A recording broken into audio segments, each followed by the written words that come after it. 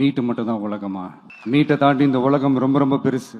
அதுல நீங்க சாதிக்க வேண்டியது பல விஷயங்கள் இருக்கு. மக்கள் நீதி மையம் துவங்கிய காலகட்டத்துல குடும்ப அரசியல் தமிழ்நாட்டையே குடி தோண்டி புதைக்கிறாங்க திமுகன்னு சொல்லி எதிர்த்து அரசியல் ஆரம்பிச்சீங்க. இன்னைக்கு உடன் வந்திருக்கீங்க, எப்படி உங்களோட பதில் என்ன சார்? வணக்கம் மக்களே.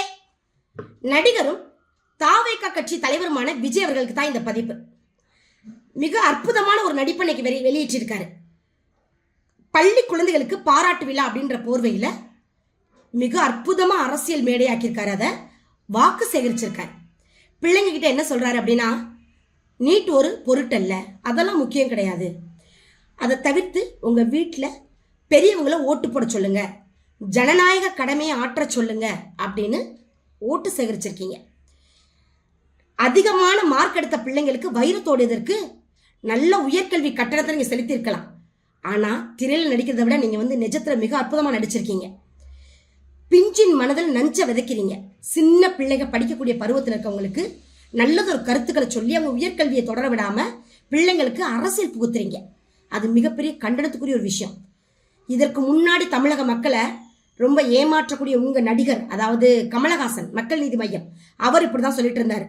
என்னன்னா, ஒரு குடும்பத்துக்கு மட்டும் வாக்களிக்காதீங்க, நம்ம அந்த குடும்பத்தை புறக்கணிச்சு நம்ம நல்லதொரு ஆட்சியை தமிழகத்தில் கொடுக்கணும் அப்படின்னு சொல்லி பயங்கரமான குரல் எழுப்பிட்டு இன்னைக்கு ஒரு எம்பி சீட்டுக்காக அறிவாலய கொத்தடிமையா திமுக கிட்ட போய் மண்டிட்டு கிடக்காரு.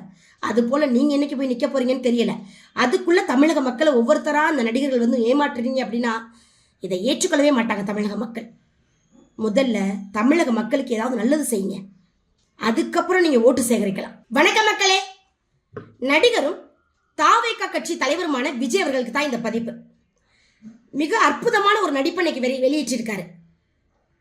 பள்ளி குழந்தைகளுக்கு பாராட்டு விழா அப்படின்ற போர்வையில மிக அற்புதமா அரசியல் மேடையாக்கியிருக்காரு. அதை வாக்கு சேகரிச்சிருக்காரு. பிள்ளைங்க கிட்ட என்ன சொல்றாரு அப்படின்னா, நீட் ஒரு பொருட்டல்ல, அதெல்லாம் முக்கியம் கிடையாது, அதை தவிர்த்து உங்க வீட்டில் பெரியவங்கள ஓட்டு போட சொல்லுங்க, ஜனநாயக கடமையை ஆற்ற சொல்லுங்க அப்படின்னு ஓட்டு சேகரிச்சிருக்கீங்க.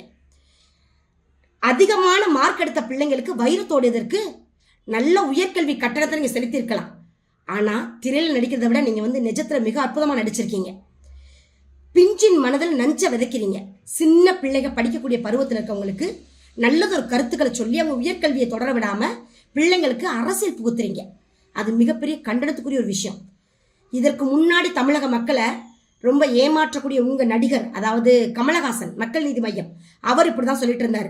என்னன்னா, ஒரு குடும்பத்துக்கு மட்டும் வாக்களிக்காதீங்க, நம்ம அந்த குடும்பத்தை புறக்கணிச்சு நம்ம நல்லதொரு ஆட்சியை தமிழகத்தில் கொடுக்கணும் அப்படின்னு சொல்லி பயங்கரமான குரல் எழுப்பிட்டு இன்னைக்கு ஒரு எம்பி சீட்டுக்காக அறிவாலய கொத்தடிமையா திமுக கிட்ட போய் மண்டிட்டு கிடக்காரு.